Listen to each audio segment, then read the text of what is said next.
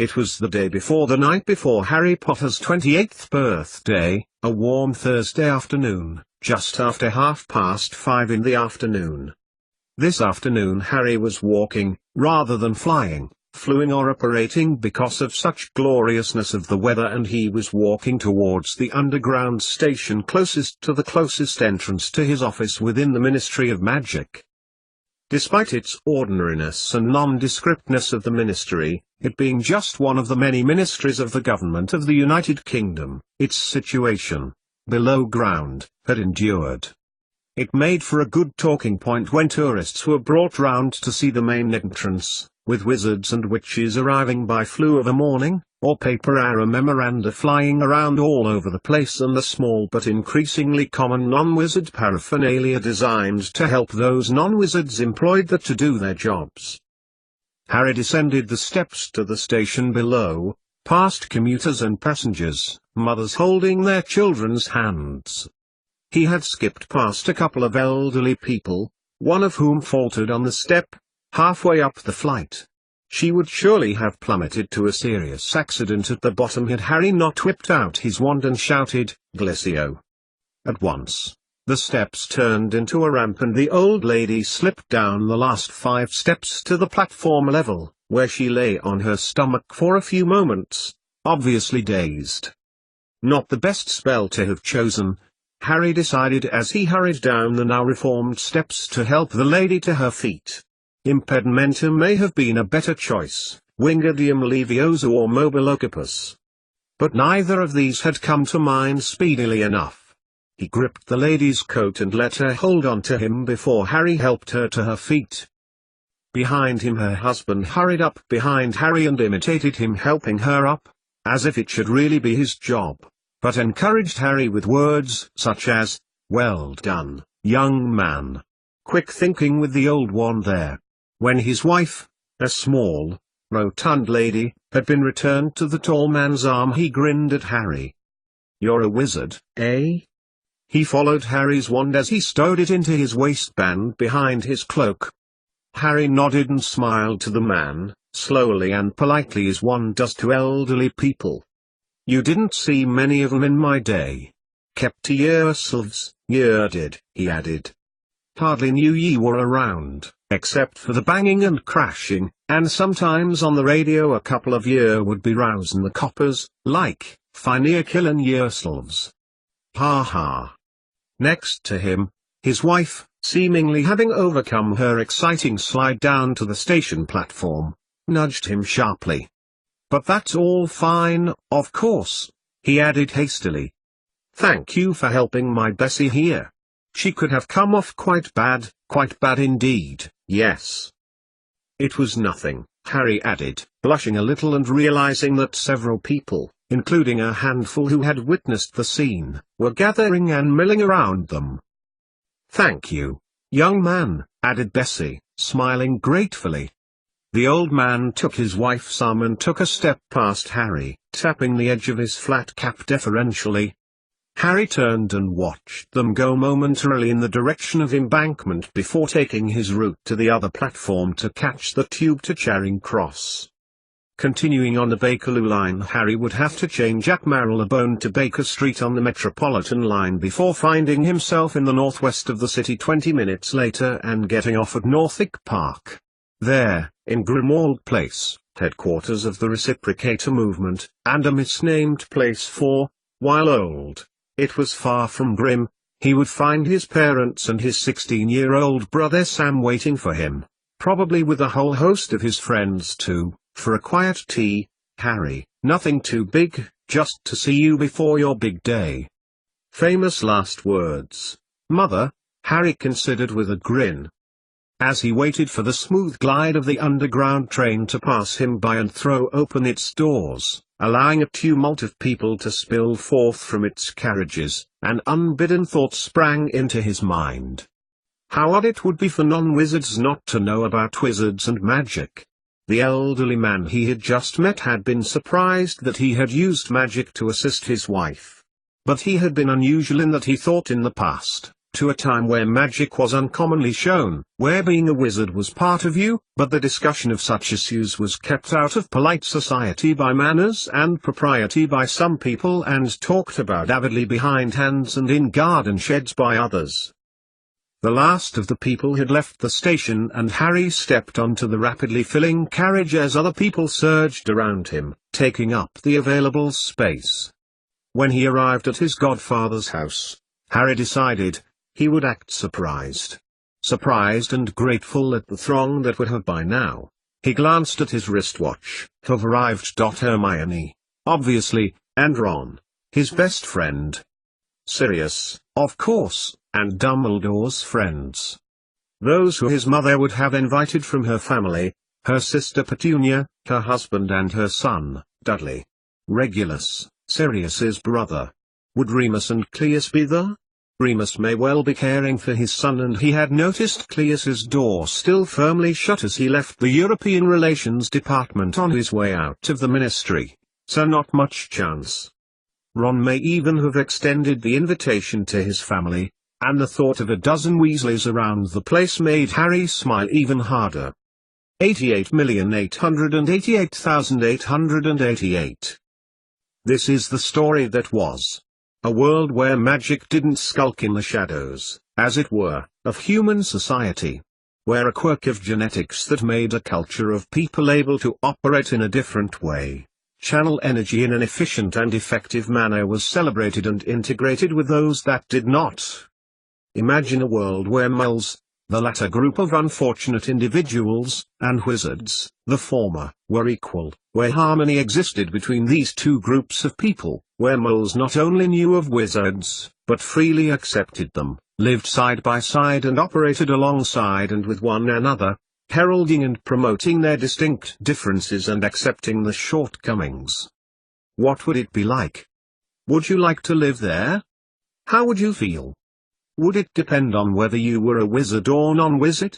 Or would that no longer matter if you knew you were just part of a genetic variation that was the human race, in the same way that physical and mental differences are? Eye, skin and hair color, whether you are intellectual, good at sport, a good communicator? All those are genetic variations, and as Cecilia Frobisher discovered, in the world she had left. But more than that. She also discovered that there were degrees of wizardliness, that one could be good at one thing, a specialist, while not much good at other kinds of magic. Where once a person may not have shown an ounce of magical talent but had, later in life, been able to manifest their abilities was one way this was shown. Another was imperceptibly small developmental steps for the witch or wizard, so they emerged from wizarding school managing to set light to a small shrub, or change the color of carrots, something non-wizards had been keen to point out could be done in a variety of other ways much more easily, matches, dyes, and at a fraction of the cost. Here, in this world, minor magical talent was recognized too and, in its way, similarly embraced. Hedgewood's, the wizard school, had for several years accepted students who had special magical needs, and assisted them accordingly. Letters of acceptance to wizards and witches did not exist here as they had done in Cecilia's original world. There was no more secrecy or concealment of either location or manner of education. Those wizards and witches from non-magical families could choose to have their children educated in the usual school system, and likewise their abilities were accommodated and nurtured, to a point. This was a world that prided itself on openness and fairness, where both wizards and non-wizards coexisted peaceably and tolerably, with few prejudices and little bias. By opening up the frontiers, fear and hatred would melt away and the human race, no matter their differences, could march forth into a bright future hand in hand. Well, that was Aberforth Dumbledore's idea in any case, and he spent all his life working to that end, the latest development of which would come into force that very September within the walls of Hedgewood's. It had begun by the creation of the Reciprocator movement, where diplomatic relations between wizards and non-magic people were strengthened through cooperation and communication, begun in the very late 18th century by Joseph Black, an antecedent of Sirius and Regulus Black, and he, Aberforth, had revived and modernized the reciprocators at the beginning of the 20th century to become the group of wizards and witches that they were today.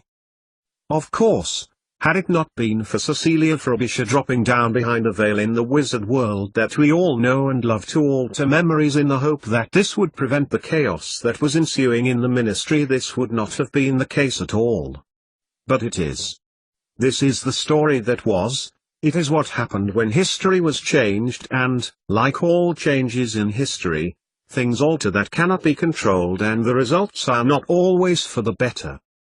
In September, Hedgewards was to admit non-wizards for the first time, those from ordinary wizarding families whose children displayed no discernible magical talent, certainly, but also those whose families were non-magical, where the children were equally unmagical.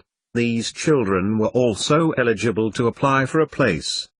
This was the culmination of Aberforth Dumbledore's vision and hard work over several decades and, with help from the ministry, in the form of Cleus Lupin, the legacy of mixed schools had come to fruition with the aim of toleration and understanding. Of course, the idea had not been universally accepted. Aberforth had upset a good deal of people, including his brother Albus, and several others, both wizardly and non-magical. The fear that cultures were being eroded, diluted and ignored had inflamed these people, especially when the curriculum had been outlined by Cleus Lupin in both the Daily Prophet and the Times newspapers. Cleus, in easy political banter, had brought up the point made clearly by Aberforth before his death 2 years before, which was that the reason people held these views was entirely the reason such schools should exist in the first place. Now, imagine a world where moles and wizards are in direct conflict. Not too hard, is it? Only one step away from a certain world that we all know and love. But some wizards harbor this twisted thought because they wish wizards to reign supreme with non-wizards subjugated. The ministry know this, hence their eagerness with the proposed inclusion policy. It is a win-win situation. For some, like Aberforth Dumbledore, it will demonstrate that wizards and non-wizards can live and work together.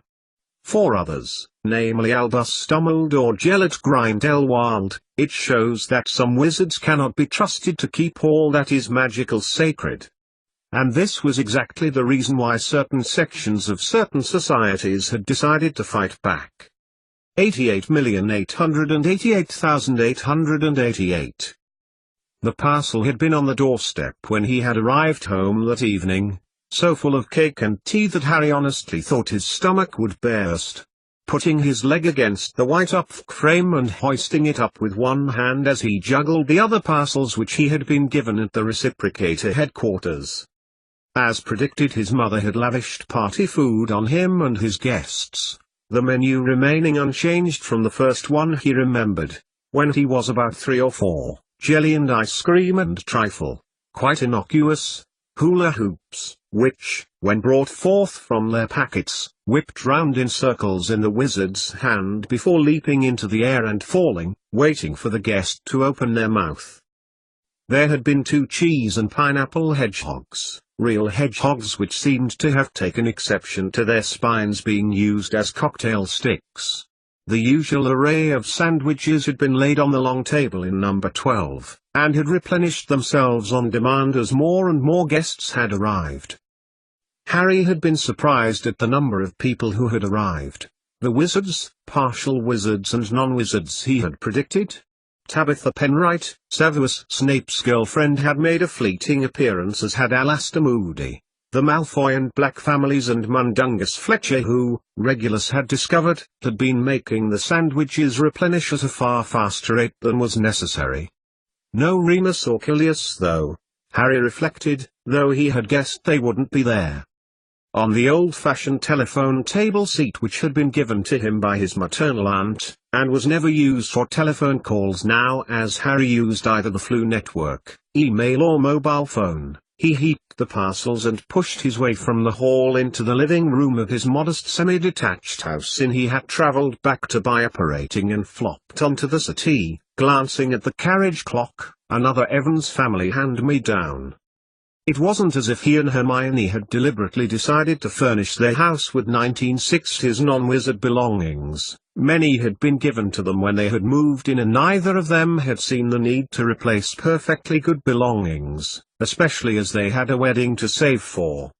Hermione had explained she wouldn't be at home when he got there because she had to return to her office in the ministry, to tie up a few loose ends before a long weekend off, but she would be there before their friends arrived at 8:30 for the second celebration to mark Harry's birthday.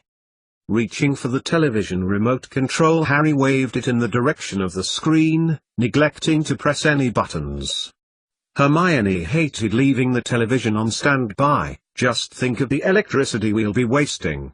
It'll cost us. And what about the environment? But Harry simply used a voiceless spell to activate the infrared sensor which transmitted the information before moving his fingers to the buttons to put on the early evening news. And finally, the newscaster intoned, a humorless smile upon his face which told viewers that the story was meant to be amusing, but it wasn't. In his opinion, an elderly woman had a lucky escape this afternoon when the steps that she was about to fall down transformed into a slide. Bessie Harris, 68, from Walworth, slipped down to the platform of the Bakerloo line while she was walking down with her husband John. Mrs. Harrison may have suffered severe injuries had it not been for the quick thinking of a young wizard who had changed the steps into a smooth surface. Mrs. Harris was unharmed and thanked the young man, who has not been identified. The newsreader looked at the screen, addressing Harry personally. So, if you were the wizard, and you are watching now, a very grateful Mrs. Harris wishes to thank you again. Harry rolled his eyes at the screen.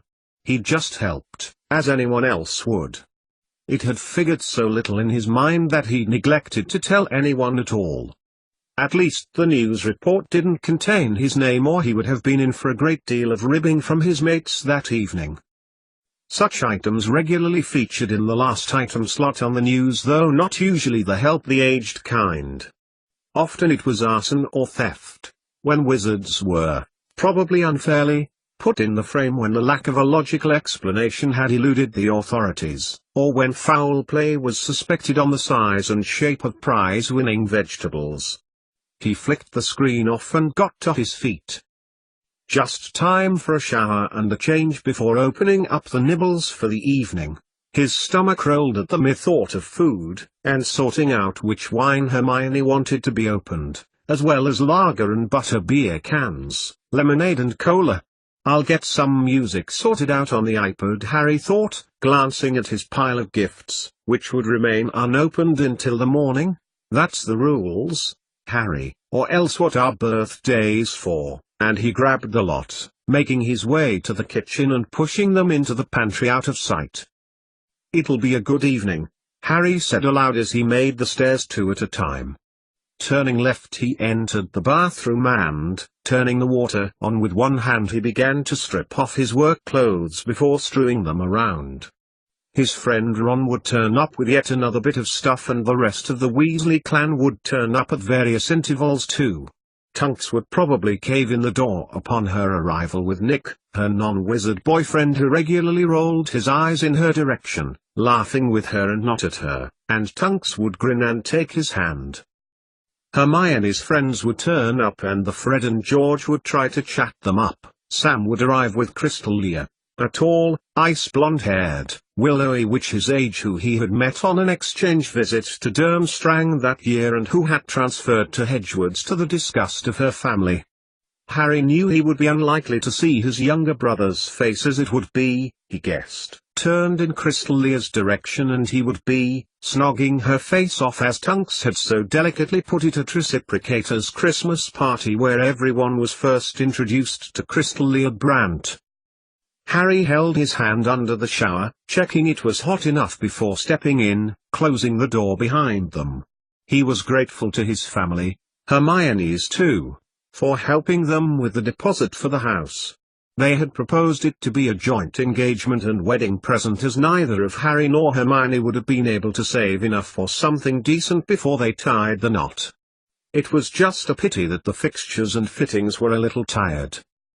When he had made some money, When both of them had been promoted, they could do the house up, bit by bit, so that the interior contrasted with the hand-me-down furniture, which could then be replaced and passed on. Harry soaked himself as his mind wandered to the forthcoming evening. The party would begin to wind down in the early hours when the younger folk would have sloped off to a nightclub somewhere or back home for at least some hours' sleep before the next morning, and of those remaining would suggest a board game, wizard chess, although that had become altogether too violent the last time his set had been played, and Harry had had to take out both the white and black sides and isolate them from one another to prevent inter-game genocide. Diopoly, like its sister game but with both wizard and non-wizard properties running parallel around the board and using 2 tokens, the wizard set's tokens having a variety of occult shapes, and played simultaneously, would cause too much tension. Ron had sworn never to play again after the last time Fred had used the wand from the wizard circuit to cause George's iron from the non-wizard side to grow imperceptibly hotter until it burned a hole right through Ron's wizard money, his proudly stowed 500 galleon notes, and he had to resign bankrupt. Anyone suggesting cards would be the cause of Hermione yawning, looking at the time and declaring that it was far too late for her to be up now and she really should be getting to bed considering what she had drunk, and when Percy foolishly would opine that significant chase, a quiz game not dissimilar to another game with cheese or pie-shaped pieces which moved around a hub-shaped board with categories such as science and magic, wizards of history and Quidditch, one of his brothers would pound him on the head with something heavy to prevent him from uttering the word charades. Yes, it would be a good night, Harry concluded. A predictable one, but then, he was nearly 30 and predictability was reassuring when you couldn't party night and day as Sam, at nearly 17, could, much to their parents' disapproval. He turned off the shower and, realizing that there were no clean towels around, used a hot air charm to evaporate himself to dryness. 88,888,888. The bright July sunlight filtered through the gaps in the curtains. Harry blinked, closed his eyes and turned over. Beside him, snoring softly, Hermione was still sleeping, having stayed up far longer than Harry, in the event, discussing with Tunks several serious topics as Nick Smith snored on the sofa, perhaps helping the sobriety of the dialogue would infiltrate their biochemistries. She had fallen into bed next to Harry a good 2 hours after him and would be asleep till at least noon, Harry guessed. Ron had not brought with him his usual serial girlfriend and instead had scored with the girl next door who had banged on the door with force, having got fed up with the noise and had come to complain. Ron had pulled her in and invited her to join them before walking Alice back home in case she got lost. The wizards had delighted the non-wizards with tricks and charms. Those who had not seen such magic close up were astonished and amazed, though several were rolling their eyes at the Weasley twins who, very much in the party spirit, had taken to gluing Cassandra, one of Hermione's friends, to the ceiling much to her annoyance when she couldn't be brought down for a good half an hour.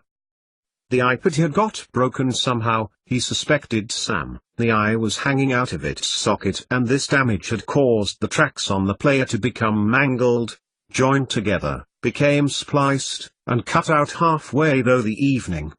That his brother had sloped off with Crystal Leo and Hermione's friends at that moment did nothing to lessen the suspicion, and Harry had declined Charlie's offer of repairing it. He knew the player would arrive back in his possession worse than it had left, with scorch marks. It was no use. The light had entered Harry's eye and signaled the decrease of serotonin levels in his brain, causing him to wake. Rubbing his eyes, Harry sat up and, taking care not to disturb Hermione, pulled on his dressing gown and made his way to the door, closing it behind him as he padded downstairs. He was surprised to encounter Nick Smith exiting the living room and rubbing his equally sleepy eyes. Nick gave him a grin and a slap on the back, wishing Harry a happy birthday and informing him that Tunks had left early to make sure Freya had returned to their home. "She's a challenge," Nick admitted, accepting the offer of a coffee as Harry sloped towards the kitchen. "But they get on, Tunks and Freya.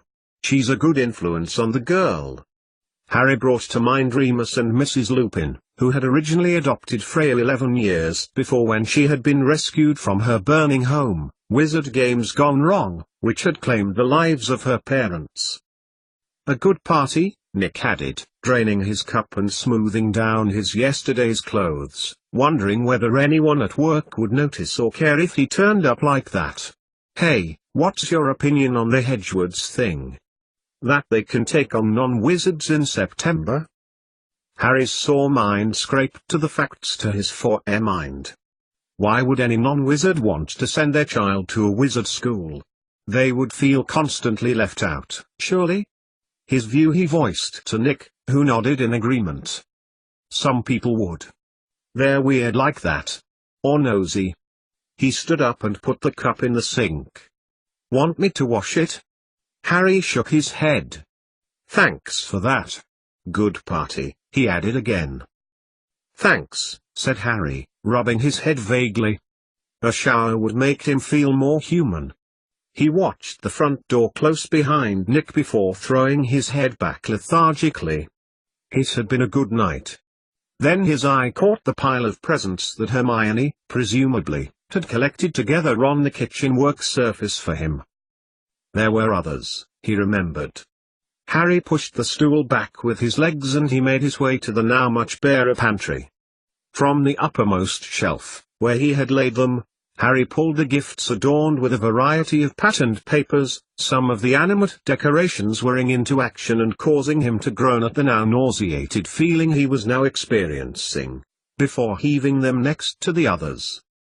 Hermione would get her wish, to have them opened on his birthday, and with her there, so she could discuss, comment and, possibly, criticize. Constructively though, Harry, she would protest. Turning, Harry made to go back upstairs but an altogether plain outer wrapper caught his eye. Glancing back he realized it was not a gift at all but the parcel which had been on his doorstep the previous afternoon. Rebellion peaked in his mind as Harry turned back. That didn't have to wait until Hermione got up, he could open that one now. Tearing at the brown paper, Harry revealed the contents. Looking through the copious sheets of paper he began reading the passages at random, moving unconsciously back to the table where Hermione found him, asleep over them, 6 hours later.